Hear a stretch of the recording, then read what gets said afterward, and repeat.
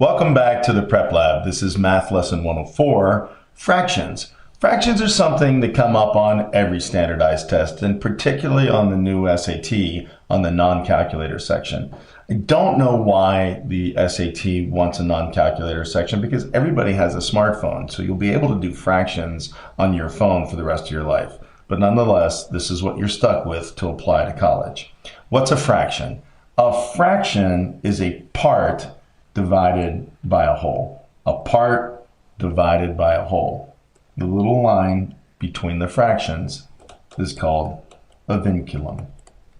That's just some trivia that never comes up on the test. Fractions, as you know, can be reduced. So 2/6, both numbers can be divided by their common factor 2, and we get 1/3. What students do in algebra is reduce 6 plus x plus 6 by x plus 3 and cancel in the middle of an expression. You cannot do this. This algebraic fraction is in its most reduced form. Let's look at a couple of fractions in algebra for fun. The old SAT loved this fraction, 1 plus a over b. 1 is b divided by b plus a over b. That's our common denominator. And we get a plus b over b. To split that same style of fraction up, we have x plus 2 over x can be split into x plus x over 2 over x and get 1 plus 2 over x. So denominators can be split if there's a whole unit of them. If it's just a number, you can't split them if there's an expression. What are the things we do with fractions? Well, we add, subtract, multiply, and divide, and everybody who's ever tutored with me knows that the standardized test math is about add, subtract, multiply, and divide. How do we add fractions? We have to have a common denominator. 1/2 plus 1/3 is 5/6.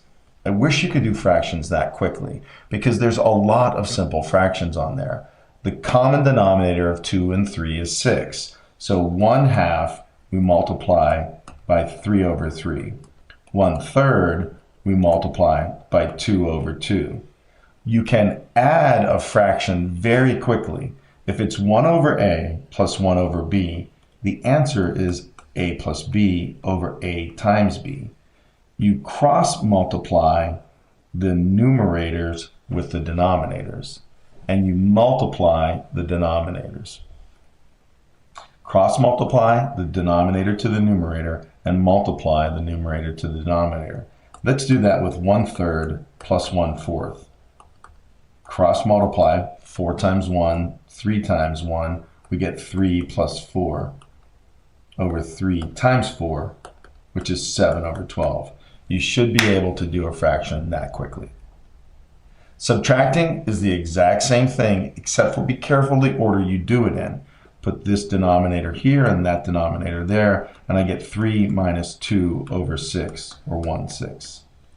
1 over a minus 1 over b is b minus a over ab.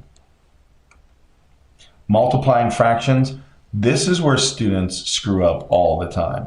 Multiply straight across numerator to numerator, denominator to denominator, 6 over 35. A over b times c over d is just simply ac over bd. Multiplying fractions, the word of always means multiply. 1/2 of 1/3 is equal to 1/6. Just multiply straight across numerator to numerator, denominator to denominator. Dividing fractions, when we divide by a fraction, they rarely, if ever, use that divide sign, this thing, the division sign. What they always do is put them in fraction form. So one fraction divided by another fraction would be a compound fraction. To divide by a fraction, you multiply by its reciprocal, you flip it.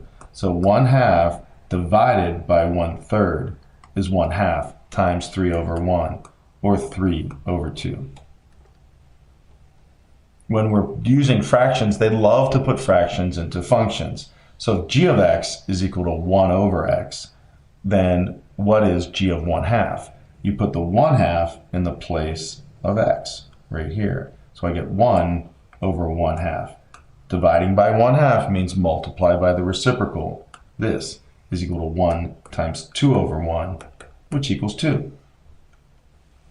And that's fractions, Math 104. I'm the math guy. Duh.